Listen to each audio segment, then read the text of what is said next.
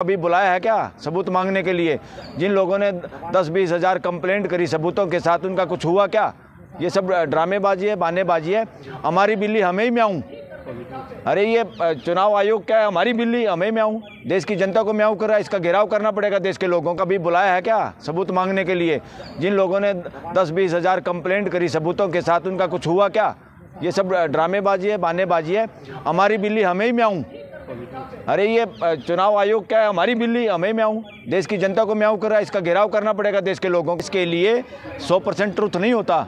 Supreme court की अपनी मजबूरियां हो सकती हैं, वो संविधान के अनुरूप दिया कि नहीं गया। अब सुप्रीम कोर्ट पे क्वेश्चन नहीं उठ रहे क्या कि सुप्रीम कोर्ट में भी कुछ जज गोदी जज हैं, जिस तरह गोदी मीडिया है, उनकी जजमेंट्स को चेक कर लो। जितनी जजमेंट उन्होंने सुनाई अपने कार्यकाल में, किसके फेवर में गई है वो, सरकार के या किसी के, या संविधान के पक्ष में? सड़कों पे आ जाए तो 2 महीने ज़्यादा हैं, ये तो 2 दिन में बंद हो सकता है।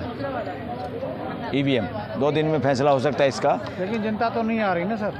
जनता आ रही है, जनता का आप कैसे पता? नहीं आ रहा कहीं। नहीं, अब क्या है, विपक्ष नहीं आ रहा। विपक्ष क्या सोच रहा है, उनके दिमाग में क्या बातें हैं और क्या खिचड़ी पक रही है, हमें मालूम नहीं है।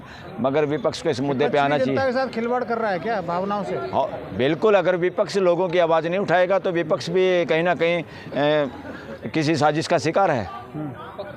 कोई डर सता रहा है क्या विपक्ष से आपको? हाँ, विपक्ष तो ज़्यादातर डर में है। विपक्ष दिन में होता है अपनी पार्टियों में और रात को होता है बीजेपी में। ज़्यादातर लीडर विपक्ष के ऐसे हैं। बहुत सारे ऐसे लीडर हैं जो काफ़ी धन संचय करे हुए हैं, ठगी ठोरी मारे हुए हैं देश के साथ गद्दारी की है जिन लोगों ने, वो इन विपक्षी पार्टियों में काफ़ी ऐसे नेता हैं। साफ सुथरे नेताओं की कमी है। दैट इज़ द रीजन कि विपक्ष आवाज़ नहीं उठा पा रहा है कि आप सबूत दीजिए। चुनाव आयोग तो चुनौती दे रहा है कि आप सबूत दीजिए। सबूत मांगे कब? कोई सबूत देने जाता है वो मिलते हैं क्या? चुनाव आयोग ने कभी बुलाया है क्या सबूत मांगने के लिए? जिन लोगों ने 10-20 हज़ार कंप्लेंट करी सबूतों के साथ, उनका कुछ हुआ क्या? ये सब ड्रामेबाजी है, बहानेबाजी है। हमारी बिल्ली हमें ही म्याऊं। अरे ये चुनाव आयोग क्या है? हमारी बिल्ली हमें म्याऊं। देश की जनता को म्याऊं कर रहा है, इसका घेराव करना पड़ेगा देश के लोगों को। घेराव करने का क्या मतलब है? घेराव करने का मतलब है संविधान की उल्लंघना करना नहीं। जब पार्लियामेंट काम ना कर पाए, बंधक हो जाए, सरकार निरंकुश हो जाए और हाई कोर्ट, सुप्रीम कोर्ट चुप हो जाए, या तारीख पे तारीख मिले, लोगों को न्याय ना मिल पाए, तो देश की जनता अपने आप अपने हर काम कर सकती है संविधान के दायरे में। और उसमें घेराव करना और इन संस्थाओं में जो लोग हैं जो हमारे पैसे से, देश की जनता के पैसे से तनख्वाह मौज मस्तियाँ कर रहे हैं, इनके कान पकड़ के ये पूछने का ड्यूटी और हक भी जनता का है और घेराव में वो काम किया जा सकता है। लेकिन सर, चुनाव आयोग का कहना है कि अगर आप ईवीएम पर सवाल उठाते तो हम समन भेजेंगे, आपसे पूछेंगे कि ईवीएम में क्या धांधली हो। ये इनका इलाज होगा। जितने चुनाव आयुक्त बैठे हैं ना, ये फ्यूचर में जो अब कर्म कांड कर रहे हैं, जितने घटिया काम कर रहे हैं ना, इनका इलाज होगा। ये ना हो बुढ़ापे में इनको खुद जेलों में जाना पड़े, जो देश की जनता के मालिकों के पूछ रहे हैं कि कुछ करेंगे तो हम कार्रवाई करेंगे। ये बोल नहीं रहे, कोई और बोल रहा है इनके अंदर। ये पपेट हैं, ये तोते हैं सरकार के। असली शरारत इस वक्त जो कर रही है सबसे ज़्यादा, वो सरकार कर रही है। देश की सरकार देश के साथ गद्दारी करी है। लेकिन कुछ मीडिया और बीजेपी वाले कह रहे हैं आप लोग गुमराह कर रहे हैं जनता को ईवीएम पर। ये कौन है बीजेपी वाले?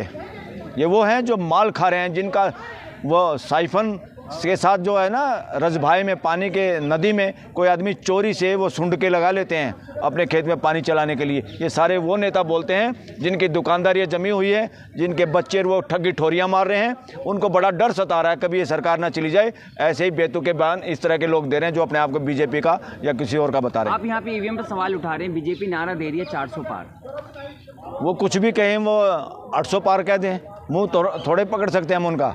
बोलने को कोई कुछ भी बोल सकता है। 400 पार है, ईवीएम से इलेक्शन होगा तो 400 क्या 450 पार कर लेंगे। देखते रहो, आप लोग देखते रहना, क्योंकि उनको पता है 80 लाख लोग तो वैसे नहीं बोल सकते जिनको निःशुल्क राशन मिलता है। लोगों को इस तरह भेड़ बकरियों की तरह से इन्होंने स्टेज पर ला दिया है। लोगों को निःशुल्क राशन देना सबसे नीचे की स्थिति है। अरे ये नौबत आ क्यों रही है देश में, उसका हिसाब कौन देगा? देश के लोगों को गरीबी रेखा से उठाने का वित्त मंत्रालय बना हुआ है। क्या कौन सी पॉलिसी बनाई तुमने? और वित्त मंत्रालय का सलाहकार जो था, इस आर्थिक सलाहकार था, वो देश को संविधान बदलने की बात कर रहा था। लेकिन सर, ईवीएम पर सुप्रीम कोर्ट ने फटकार लगाई है, 50,000 तक का जुर्माना भी लगाया, कहा है कि ईवीएम पर जनता को भरोसा है। फिर कैसे सुप्रीम कोर्ट से? किसी ने कहा? सुप्रीम कोर्ट ने। सुप्रीम कोर्ट किसी बात को कह देती है तो वो इस देश के लिए 100% ट्रुथ नहीं होता। सुप्रीम कोर्ट की अपनी मजबूरियां हो सकती हैं। वो संविधान के अनुरूप दिया कि नहीं किया? अब सुप्रीम कोर्ट में क्वेश्चन नहीं उठ रहे क्या कि सुप्रीम कोर्ट में भी कुछ जज गोदी जज हैं, जिस तरह गोदी मीडिया है, उनकी जजमेंट्स को चेक कर लो। जितनी जजमेंट उन्होंने सुनाई अपने कार्यकाल में, किसके फेवर में गई है? वो सरकार के या किसी के, या संविधान के पक्ष में गई हैं? संविधान बौना हुआ है या संविधान पोषित हुआ है उनकी जजमेंट से? तो ये सुप्रीम कोर्ट से या हाई कोर्ट से अब डराने की बात नहीं है देश को। सुप्रीम कोर्ट, हाई कोर्ट भी उसी तरह का एक स्तंभ है देश का, जहाँ अगर सरकार और पार्लियामेंट या संवैधानिक संस्थाएं दूसरी काम ना करें संविधान के हिसाब से, जब हाई कोर्ट और सुप्रीम कोर्ट की ड्यूटी है उसको बचाने की। अब सुप्रीम कोर्ट अगर ये कह दे, सुप्रीम कोर्ट ने मोहर लगा दी, सब कुछ ठीक है, ये थोड़ा होगा। ये सुप्रीम कोर्ट सुप्रीम है कि उसका फैसला लोग मानने के लिए मजबूर हैं, वो बिल्कुल सही कह रहा है, ये कतई नहीं होता। अभी एक भाई ने कहा था कि भाई ये फैसला अगर हो गया ईवीएम हटाने का तो समय कम है, 2 महीने है, तो भाई किसान आंदोलन तो फटाफट कर दिया गया था और कानून वो सरकार ने वापस लिए थे, किसान विरोधी कानून। तो ईवीएम हटाने में समय की कोई आवश्यकता नहीं, दबाव में है, दबाव में है। यस, मैं क्या कह रहा हूँ, पूरा देश कह रहा है और हमारे मैक्सिमम एडवोकेट कर रहे हैं कि इस देश की कोर्ट हो रहा चुनाव निष्पक्ष हो, तो देश के लोगों को ठंड में या देश के लोगों को आवाज़ उठाने के लिए क्या देशद्रोही लोग हैं, विदेशी लोग हैं क्या? चुनाव ईवीएम पे भरोसा नहीं है बिल्कुल देश को। ईवीएम की मशीन में काला शीशा लगाने की क्या जरूरत है? इलेक्शन कमीशन में 2 आदमी सरकार के बिठाने की क्या जरूरत है? लोग कह रहे हैं कि टुकड़े टुकड़े गैंग जो है उनका लोग जो है विरोध कर रहा है। जितना इस देश में धर्म का या ढोंग का बोलबाला रहा है, तभी ये देश के टुकड़े हुए हैं। ये देश के टुकड़े करवाने वाले वो लोग हैं जो देश में ढोंग फैला के, ढोंग के आधार पर राजनीति करना चाहते हैं। ये देश को दोबारा तोड़वाएंगे। ये जिनको टुकड़े टुकड़े गैंग कहते हैं, ये सब देशभगत लोग हैं।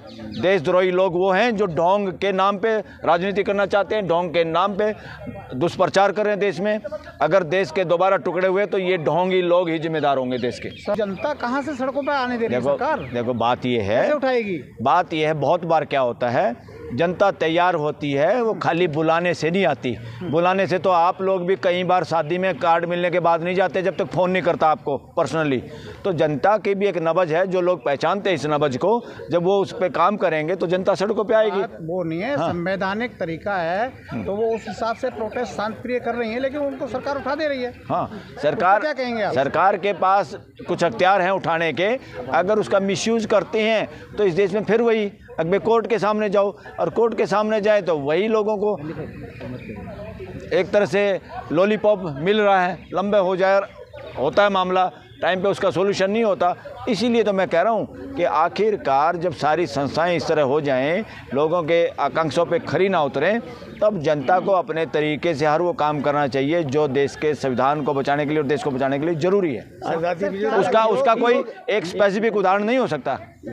सब लोग ये भी कह रहे थे कि यही वो लोग हैं जो कल यूपीआई आया था तो उसका विरोध कर रहे थे, आज ईवीएम का विरोध कर रहे हैं। ये देश को डिजिटल इंडिया होने नहीं देना चाहते हैं।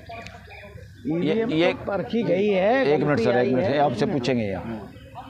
ये बिल्कुल ये जानबूझ के इनका, इवन इन्हीं की पार्टी के एक सीनियर लीडर ने, सुब्रमण्यम स्वामी का मैं एक इंटरव्यू पढ़ रहा था, उन्होंने खुद कहा कि आईटी जो सेल है इसके लोग अगर मुझे मिल जाए तो मैं उनकी पिटाई करूं, उनको थाने में पकड़ा दूं। ये सारे गुंडे, मवाली और बदमाश लोग हैं और इसी तरह के लोग इन्होंने भर रखे हैं सारा दिन बदनाम करने की। और ये क्यों कर रहे हैं पता है? इनका शीर्ष नेतृत्व तो जो है वो इसी चरित्र के हैं, वो इसी चरित्र के, जो इनका आईटी सेल काम कर रहा है, उसी चरित्र के लोग इस पार्टी पे, बीजेपी पे या इस पेपर छपने में कहाँ टाइम लगा। इस देश ने फ्री पॉकेट में नॉनसेंस करके नोट बदलवा दिए देश के, खर्चा करके।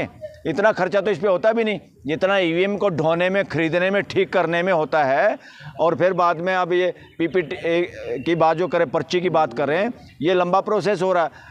बैलेट पेपर छापने में पुराना सिस्टम काम करेगा, उसमें जितना समय भी नहीं लगेगा जितना ही लोगों को बहकाने की कोशिश कर रहे हैं, ये गुमराह करने की कोशिश कर रहे हैं। सर ईवीएम हैक हो जाता है। अरे बात सुनो, कुछ भी हो, लोगों का राइट है transparent, free and fair election करना।